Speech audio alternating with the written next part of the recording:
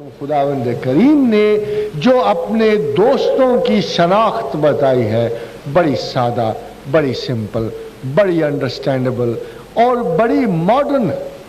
الا ان اولیاء اللہ لا خوف علیہم ولا هم یحزنون. اگر تم نے دیکھنا ہو کہ میرے دوستوں کی پہچان کیا ہے تو وہ دو کیفیتوں سے تمہیں آزاد ملیں گے. وہ فیئرز اور فرسٹریشن سے تمہیں آزاد ملیں گے. وہ خوف اور حزن سے تمہیں آزاد ملیں گے. وہ فیئرز اور فرسٹریشن سے آزاد ملیں گے. خواتین و حضرات، اگر اس دور فیئر اور فرسٹریشن میں، اس دور حزن و ملال میں، اس دور میں جہاں ہر بندہ کسی نہ کسی چیز کا شاکی ہے، درد مند ہے، اداس ہے، اگر کوئی ایسا شخص مل جائے کہ جو خود غم و حزن و ملال سے آزاد ہو تو پھر آپ اس کو خوب اچھی طرح سمجھ لیں کہ یہ اور ہو ہی کوئی نہیں سکتا سوائے اس کے کہ خدا کا یہ دوست ہے.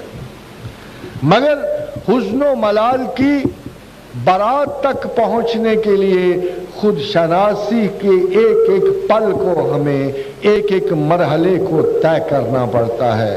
اداس وہ نہیں ہوتا جو اداسی کی ہر قسم جانتا ہے، اور نہ صرف جانتا ہے بلکہ اداسی کے ہر پہلو سے گزرتے ہوئے، حزن و ملال کے ہر پہلو سے گزرتے ہوئے وہ طبعی انالیسس کے ساتھ وہ اس کی وجہ جانتا ہے. وہ دل میں اس زمین کے قطعے کو اچھی طرح جانتا ہے جس میں کسی خارجی اداسی کا بیج آ کے پڑتا ہے. ہمارا دل اللہ کی زمین ہے،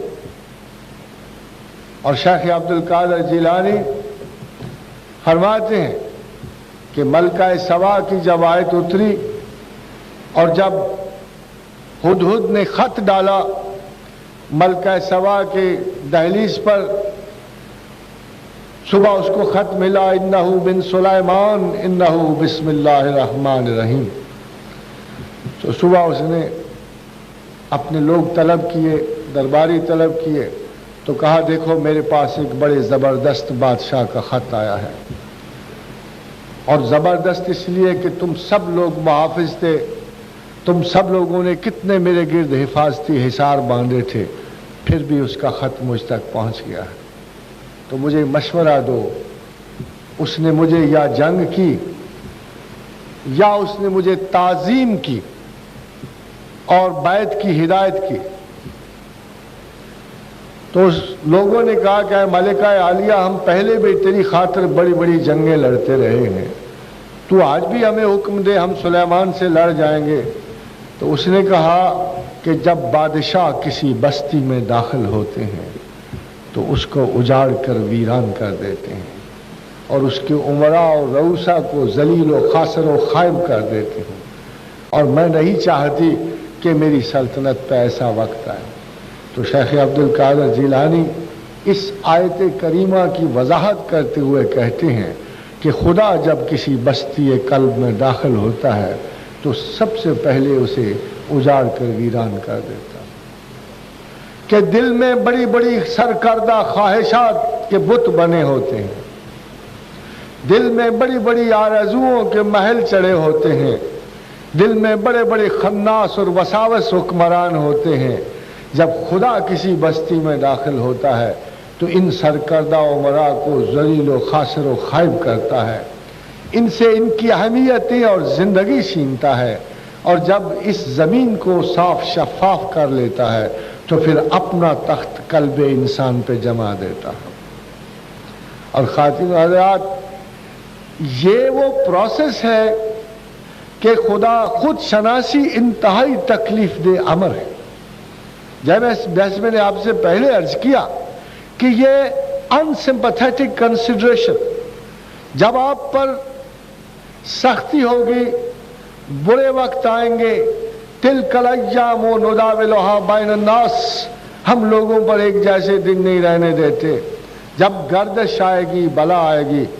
قرۃ العین طاہرہ نے بڑی خوبصورت بات کہی، یہ ذرا عشق خداوند کی بات ہے.